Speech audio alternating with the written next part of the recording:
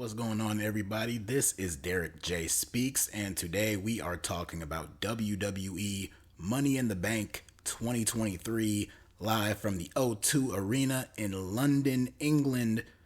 A hot UK crowd on tap for this WWE event, where they witnessed, for the first time since December 15th, 2019, Roman Reigns getting pinned in the middle of the ring, as the show ended with the Bloodline Civil War, the big tag team match with the undisputed Universal Champion Roman Reigns teaming up with Solo Sikoa to take on the Usos. And the Usos got the win. Not only did they get the win, but it was Jey Uso hitting an Uso splash onto Roman Reigns to get the win for him and his brother. Huge moment that the fans went absolutely crazy for. The fans were great. One of the biggest highlights of this entire show were the UK fans, and they were awesome. They were awesome in this match. They were getting under the skin of Roman Reigns, in character, of course, with a lot of the anti-Roman Reigns chants that they were doing all night, all throughout the entire match. The match was pretty slow early on, but it was clearly building to something. Of course, we had the obligatory Roman Reigns match ref bump, and that gave us a visual pin over Roman Reigns when the Usos hit him with the 1D, and I thought that was going to be it. That was their moment. That was their out. Like, they had him beat, but the referee was taken out. But little did we know. But eventually the ref came back into it, and we had some more good action here. We had a really cool near fall, a very dramatic near fall. Heading into this match, Roman Reigns tweeted out, and it was a big story that they were kind of telling.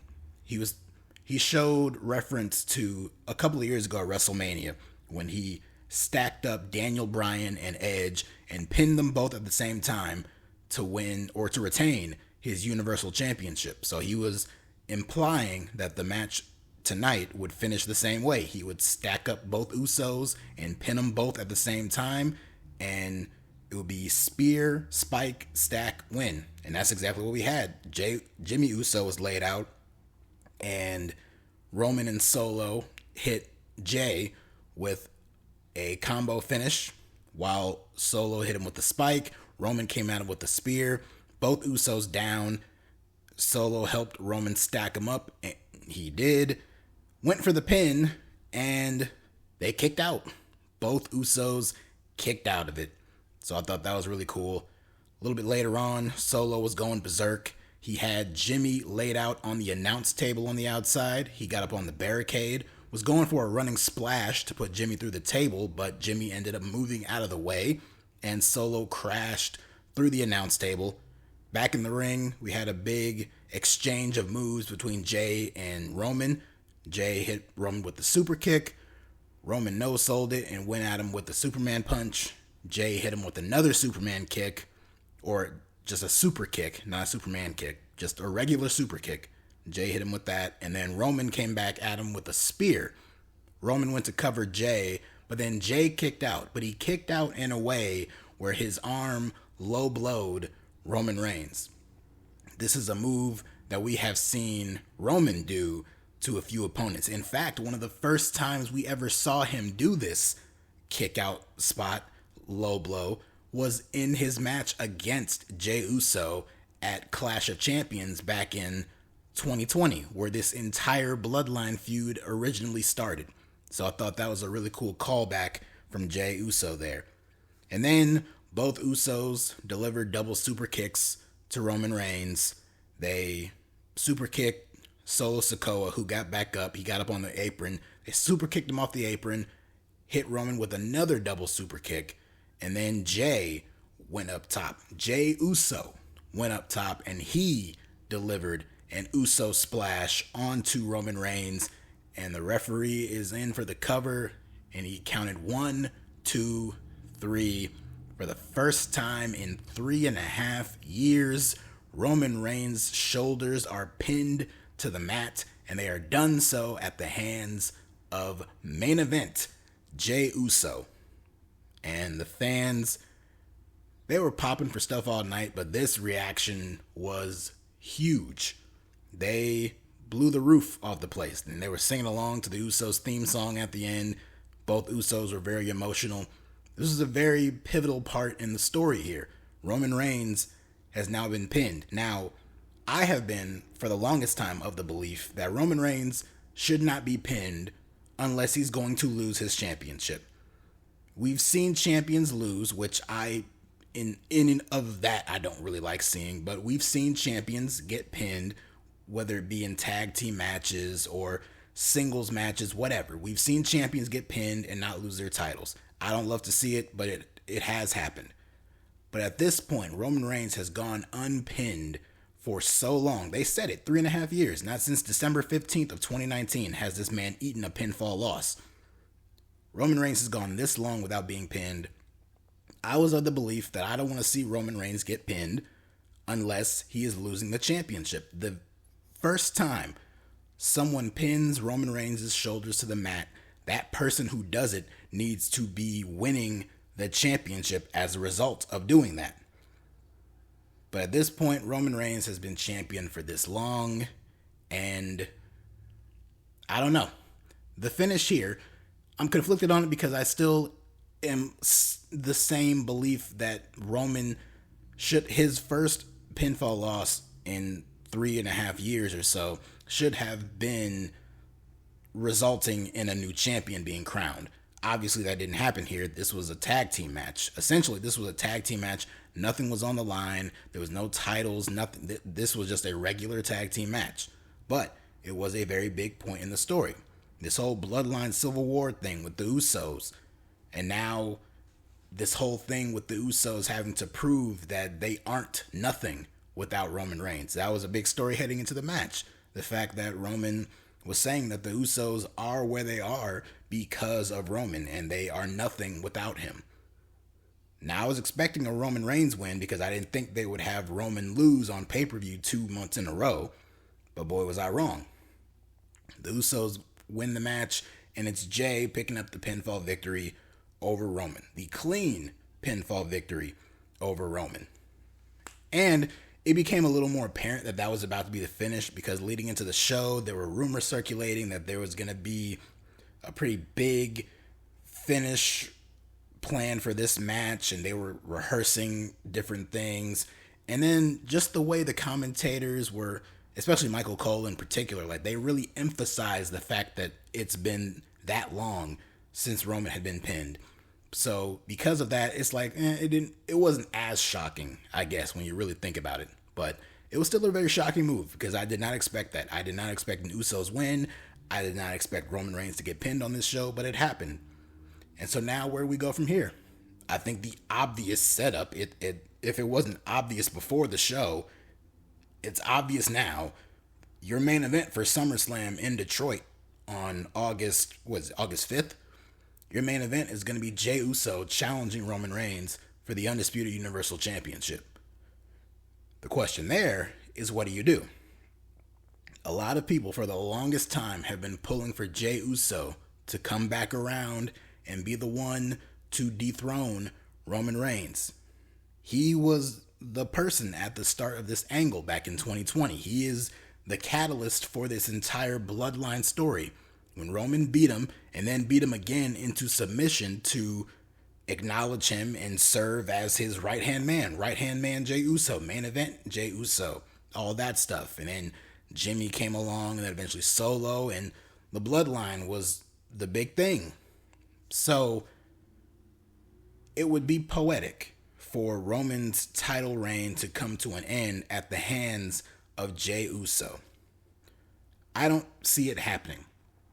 I really still believe that the company, no matter who's in charge, whether it's Vince, whether it's Triple H, whoever has the book, so to speak, whoever's in charge, I truly believe they view Roman and his run as a very hot commodity for this company, and they don't want it ending. I'm ready for it to end. I was ready for it to end at WrestleMania. I still think this would have been an effective story. Now, it wouldn't have been as impactful here. I don't think the pop would have been as big as it was because Roman Reigns has not been pinned in 3.5 years. Had he been pinned at WrestleMania, obviously the outcome here would not have hit or struck as hard of a chord as it did. But I still think it would have been an effective tool for furthering the story had Roman Reigns already lost his championship. But that's a hill. I've already died on that hill. I'm not going back into that again. I don't expect them to take that championship off of Roman Reigns anytime soon. They had their chance at WrestleMania. It doesn't look like they have any plans of doing it anytime soon, or at the very least not until WrestleMania 40 in Philadelphia next year. I don't see Jey Uso, even though the story is made for it, I don't see Jey Uso being the one to beat him. But, before the idea was, well, I can't really see Jey or Sami Zayn or any of these guys beating him because whoever beats Roman is going to be the guy. They're the guy who's running the ship because this was when Roman was the only champion in the company. There was only one championship, or at least two, but they were both with Roman. There was one undisputed champion. So the idea of the man beating Roman for that championship, they were going to be the guy who they market around and who they build around. Now that there's two titles, you can really share and balance the emphasis on both championships. You got one champion on Raw, one on SmackDown, so it's not necessarily a case of the person who beats him is your face of the company necessarily. So there could be, through that lens, I could see a Jey Uso win. But ultimately, I don't see a Jey Uso win because of that very same finish on the show tonight. As cool as it was and as loud as those fans popped for it, and the emotion on the faces of Jay and Jimmy, all of that. I think all of that, as great as that was, as great of an isolated, bottled up moment that was, that painted the finish and spoiled the finish of what the main event of SummerSlam is going to be. It not only confirmed in my eyes that it's going to be Jey versus Roman at SummerSlam, but it also confirmed to me that Roman is winning at SummerSlam. Because Roman Reigns is not going to lose 3 straight pay-per-views. And Jey Uso is not going to beat Roman for his championship because Jey Uso already had his moment here at Money in the Bank. And I don't see him getting 2 pay-per-views in a row of him getting his moment. He'll get a moment. He'll get the big main event of SummerSlam. The entire SummerSlam build will probably revolve, as all these pay-per-views do, around this Bloodline storyline, and it'll revolve around Jey Uso and Roman Reigns. Rewind back in 2020 when it was Roman and Jey, the story was not nearly as big as it is now. The fact that we're coming back full circle to this, it's much bigger now than it was back then. But I do not see Jey winning that championship. At least not at SummerSlam. Could he win it eventually? Maybe, but we all said that about Cody Rhodes, and look where he is. So, I don't know. But good stuff. The Bloodline story, once you think they've done all that they can do to juice and milk this cash cow of a story, they find another layer to add to it. And now we'll see on TV how Roman Reigns reacts to this. Is he going to completely lose his mind? Will this drive away Solo Sikoa? We had some slight hints of dissension with Solo and Roman at different points in this match. At one point when Roman Reigns was breaking down, it was Solo who kind of snapped him out of it, and he took a little bit of charge. We'll see if that, even something as minute as that, if that plays a role into things going forward, where Roman Reigns might start to lose it a little bit, and it's Solo who has to come in and pep him up and prep him up a little bit, even more so than what Paul Heyman can do for him. So we'll see. It'll be very interesting. And like I said, I fully expect the main event at SummerSlam to be Jey and Roman, with Roman winning. But as great as the Bloodline stuff was on this show, it was good enough to take up the first 15 minutes of this video here. It was not the only thing that happened on this show. This show, of course, was called Money in the Bank, so we had 2 Money in the Bank ladder matches, one for the men, one for the women. I thought both ladder matches this year were actually pretty damn good. I personally give a slight edge to the women. I think maybe it's a little bit of recency bias here. The men's was really good. It had a lot of great spots in it. The whole match was the LA Knight show, honestly. Like, certain people got pretty big pops. Logan Paul, who was in the match, he was absolutely despised by everyone. And anytime anyone else got any offense over Logan Paul, they instantly got cheered. But on the flip side, anytime anyone got any offense on LA Knight, more often than not, they got booed. But in this match, you had Logan Paul, you had LA Knight, you had Santos Escobar, you had Shinsuke Nakamura, Ricochet, Butch, and Damian Priest. I could be forgetting somebody. I don't think I am. If so, oh well. I said the names who mattered. The match was fun. Unfortunately, there was a bit of a botched spot in the match. At one point, LA Knight tipped over a ladder that had Logan Paul and Ricochet on it, and the spot was supposed to be designed where LA Knight tips this ladder over. Both Logan Paul and Ricochet catch themselves on the top rope, and in doing so, Ricochet gets Logan Paul in a position where he hits a Spanish fly on Logan Paul out of the ring through some tables. At its core, that's basically what happened. Unfortunately, on the landing, when the ladder got tipped over, Logan Paul clearly got his footing a little mixed up. They were trying to recover. It ended up being off the second rope, but the rotation was not good. They just messed the whole thing up, unfortunately. And Logan Paul, he did go through the table, but it looked like his head went through that table. And his shoulder was apparently bleeding. He showed some pictures of himself on Twitter, and he had a very bruised up shoulder and back area. So not a great night for Logan Paul in that regard, but I will say Logan Paul being in this match was very fearful that he was going to win it, but he did not. I, like many people, especially the people in that O2 arena, was pulling for LA Knight because the man is a megastar. If you don't believe it, then you're just deaf or in denial. And that goes for the people and the powers that be in WWE who view LA Knight. Like, this guy is a huge megastar. He gets the loudest ovations on the show damn near every single week. And it was no exception here. So, even though he didn't win this match, you should still consider him to be in a top spot going forward. But, like I said, unfortunately, he did not win this match. But the winner of this match was Damian Priest, who was a bit of a dark horse pick. He was for me. In my mind, it really came down to three options to win this match, that being LA Knight, Logan Paul, and Damian Priest. And I feel like even booking-wise with the decision makers, that's kind of what it came down to for them.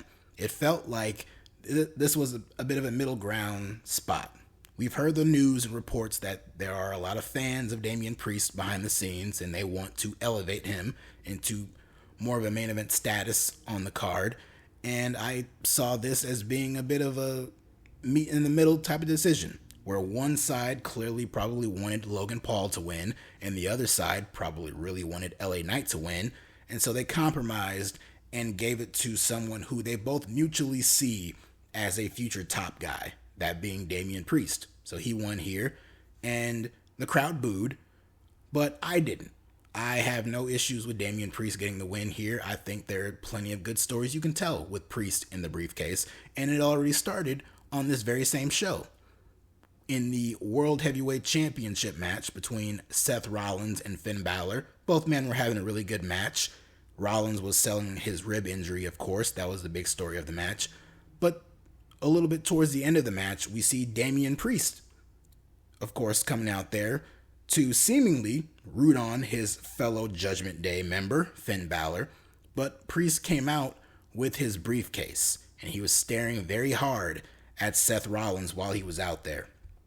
And this distracted Rollins for a bit and allowed for Balor to capitalize. And Balor put a beating on Seth. He hit him with the coup de grace on the outside. He came off the announce table with it. He came off the steel steps with it. Got Rollins back in the ring, hit him with the shotgun drop kick, went up top to go for the coup de grace again. But at this point, Damian Priest, who came out there and then he sat down, he stood up and he was looking over at Finn Balor, and this briefly distracted Balor, but then he quickly regrouped, refocused back on Rollins, came down for the coup de grace, but Rollins moved out of the way. And in doing so, as Rollins got up and as Balor was leaning forward, he was in perfect position for Rollins to hit him with the curb stomp and get the win. Rollins retained his championship, and we saw some bickering between Finn Balor and Damian Priest at ringside. We don't usually see this with the Judgment Day. Usually when we see the Judgment Day on TV, they are a cohesive unit. There are rarely any signs of friction or cracks or anything like that. We saw a little bit of a tease of some dissension a couple of weeks ago when it was Balor who came out there to cause a distraction during Priest's championship match with Rollins.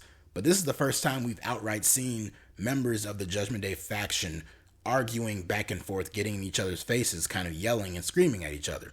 So clearly the slow burn build to not only a Damian Priest babyface turn, but also Damian Priest getting kicked out of the Judgment Day has begun. So we shall see how that unfolds. So the men's ladder match, good. Had no problem with the winner.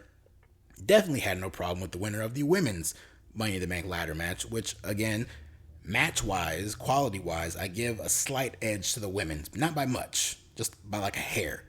But I thought the women went out there and had a really entertaining match. In this one, we had Bayley, Io Sky, Trish Stratus, Zoey Stark, Zelina Vega, and Becky Lynch. And I thought that these 6 ladies killed it. A lot of great stuff in here. One of the big stories was the continuance of the feud with Becky, Zoey Stark, and Trish Stratus. At one point, they attempted to handcuff Becky. They put the handcuff on one wrist. They were trying to handcuff her to the bottom rope, but Becky was able to break it, and she thwarted it. But that handcuff stayed on Becky's wrist throughout the rest of the match. And now that I think about it, I don't know if I really liked this match better than the men's match, but one thing I did really like better than the men's match was the finish, because I thought the finish to this match was really clever and was really creative. So at one point, Io was up top on the ladder and Bayley tipped the ladder over and knocked Io off. Io had no idea, but Bayley clearly knew what she was doing and she was trying to take advantage of the situation. So she was trying to screw over her fellow Damage Control partner. So she tried to go up top. And then Becky came in. The two of them are going back and forth. And then it gets to a point where there's one ladder in the middle of the ring. Becky's on one side of the ladder climbing up. Bayley's on the other. They're both clawing at each other as they're climbing up. And then Io sneaks in under the ladder in between the two of them. And that handcuff that's still on the wrist of Becky, Io gets the free part of the handcuff and she handcuffs Becky and Bayley together. So now both of them are tied to one another. And Io climbs the ladder. Not only did Io climb this ladder, but she climbed the ladder on the side that Bayley was on. She climbed over Bayley to get to the top of the ladder and retrieve the briefcase. I thought that was a very clever finish to this match. Very entertaining stuff. And I don't know when we're getting it, but we gotta get Io versus Asuka for that championship on SmackDown. I don't know if they're gonna do it on a pay-per-view. I think the direction for SummerSlam is clearly a triple threat with Asuka, Bianca, and Charlotte, unless they branch out and they just do Bianca and Charlotte in a singles match, and then that frees up Asuka to face Io. We'll see. But very clever finish to this match. Obviously, it adds a little edge to a potential Io-Bayley feud down the line, but good stuff here. Outside of this stuff on the rest of the show, I mentioned the World Championship match. We also had the Intercontinental Championship on the line as Gunther defended against Matt Riddle, and in very dominant fashion. I looked at this matchup on paper and thought to myself that this could be a sleeper hit on this show. It didn't really turn out that way. This was damn near a squash match. Of course, Riddle had the ankle injury heading into this match, and Gunther proceeded to just annihilate Riddle and target that ankle throughout the entire match. Riddle had a few hope spots here and there, but in the end, Riddle tapped out very feverishly to a modified ankle lock from Gunther and was quickly pushed aside and cast aside as a non-factor when we got the big return of Drew McIntyre to a huge ovation from the UK crowd. He got in the ring, went face to face with Gunther. It ended with him giving Gunther the Glasgow kiss and then doing the 3-2-1 into the Claymore and holding up the Intercontinental Championship. I personally thought that Drew would come back eventually to TV and he would target Seth Rollins and the World Heavyweight Championship. I guess in due time. Before we get there, I guess McIntyre will go up against Gunther for the IC title. Now, I see McIntyre as someone who could eventually beat Gunther for that championship. I don't know if they want to do that right away, though, because at this point, they are so close to Gunther breaking the Honky Tonk Man's record, I don't see him losing the championship anytime soon. Not at SummerSlam or anything like that, at least. So unless this is going to be a very prolonged feud between the two, I don't see McIntyre winning that championship anytime soon. So maybe during the course of this feud, McIntyre is frustrated that he can't beat Gunther. That leads to a Drew McIntyre heel turn, and then maybe that's when he targets Seth Rollins and the World Heavyweight Championship. I don't know. Just throwing that out there. We had Cody Rhodes taking on Dominic Mysterio. Thought for sure this was just going to be a big backdrop to lead to the return of Brock Lesnar to set up Brock Cody 3 for SummerSlam. I fully expect we're going to get Brock Cody 3 at SummerSlam, but it was not set up here. This match was a very basic heel babyface dynamic with the valiant babyface, the super over babyface with this crowd. Cody was super over with the crowd tonight, and Dominic was as hated as you would expect him to be, and it was just the tough babyface and the chicken shit heel going at it, and it ended with Cody getting the win. He hit him with the Alabama Slam, Cody Cutter, Crossroads, got the win. So nothing really to it, nothing really special about this match. The women's tag team championships were on the line. Ronda Rousey and Shayna Baszler defending against Raquel Rodriguez and Liv Morgan. Talk about random. Towards the end of this match, Shayna tags in Ronda Rousey. She's going after Liv, who's selling her recently repaired shoulder. And as Ronda is zoning in on Liv, Shayna comes in and knocks Ronda down and then locks her in the Karafuda clutch. Right the hell out of nowhere. And then Shayna leaves. The match is still going on, by the way. Shayna leaves, and then that leaves Ronda all by herself to get hit with the Tejana bomb from Raquel and the Oblivion from Liv Morgan. And Liv Morgan, for the second year in a row at Money in the Bank, pins Ronda Rousey and takes a championship from her. This year, it's the tag team title. So I have no idea where the decision to break up Shayna Baszler and Ronda Rousey came from. I was not expecting it. It really came off like a, well, they won't expect this, so let's go ahead and do this type of move. And I'm sure it couldn't be that. I'm sure this had to have had some kind of forethought heading into it, but it just really caught me off guard here. I was not expecting this to be the finish here. But I guess now heading into SummerSlam, we're going to get a Ronda Rousey-Shayna Baszler feud. Ultimately, these two are better off as singles competitors competing for singles gold. I mean, say what you want to about Ronda. I mean, you know, these days, in this day and age, how Ronda is in the ring, you can say what you want to. She's still a big enough name and a top star on the show, regardless of what brand. And her being in world title contention is not unbelievable. Same goes for Shayna Baszler. She has a lot of credibility to her, that most of which has been restored under the Triple H regime. Not much, but a little bit. So having them out of the tag team division and back in the singles division and even feuding with each other could result in a pretty good match. The problem is the tag team titles have once again changed hands. They're back on to Raquel and Liv, and now they're left to be defended in a division that is non-existent. Outside of Liv and Raquel, there are two other legit teams. You have Alba Fire and Isla Dawn on SmackDown, and Katana Chance and Kaden Carter on Raw. That's it. Both of those teams already lost to Ronda and Shayna, which makes this move even more dumbfounding. But regardless, and don't get me wrong, I have no problem with them combining the NXT women's tag team titles too. Those belts were even more pointless than the main roster ones. So no issue there. It was just a very confusing move here, but I guess we'll see how this plays out.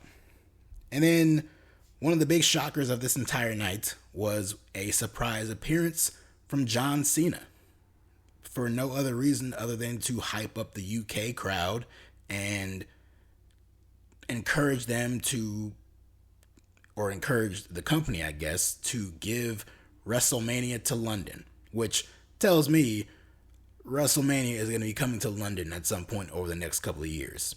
They're not going to have John Cena, of all people, make a rare appearance on WWE television for no other reason other than to express his interest in the UK crowd getting a WrestleMania at some point.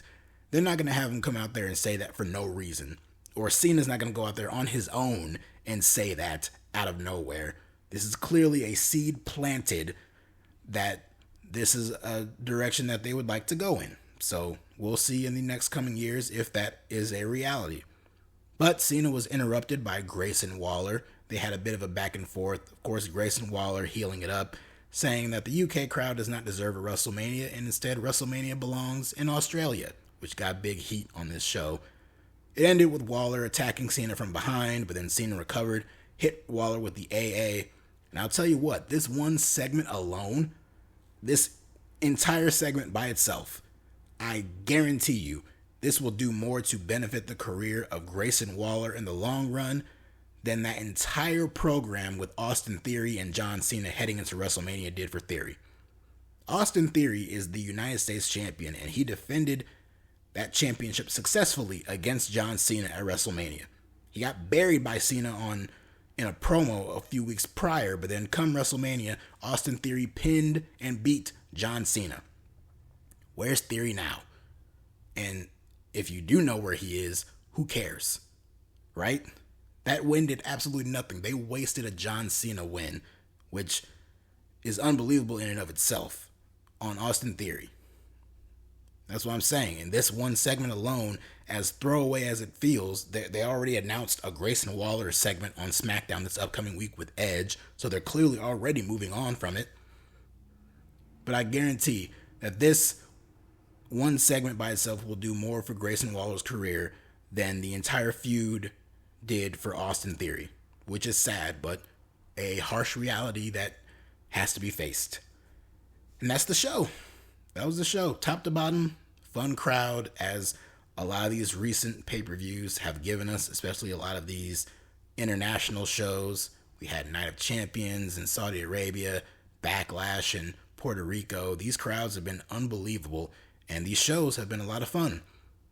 A few questionable things here and there, but for the most part, on this show at least, I wasn't upset with really anything. No match was what I consider bad.